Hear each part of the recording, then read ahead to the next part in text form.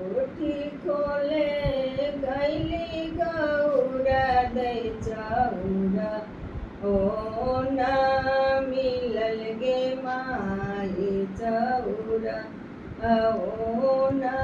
मिलल गे माई पैसा खोजे चलली गौरा दै पैसा ओ ना मिलल गे माई पैसा ओ ना मिलल गे माई गोदिया में ले लिए गौरा गणेशा कार्तिक बबुआ गे माई गणेशा कार्तिक बबुआ गे माई चली ओना भैली गौरा दे नई हर के देश गे माई से नई हर के देश गे माई झर रे झर ओखर चढ़ी आमानी देखे गे माई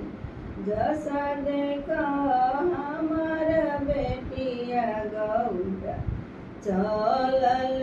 आवस गे माई गौरा चलल आवस गे माई कह गौरा ससुरा के कुशल गे बेटी से ससुरा के कुशल गे बेटी काई हम कहिए आमा ससुरा के कुशल आमा से ससुरा के कुशल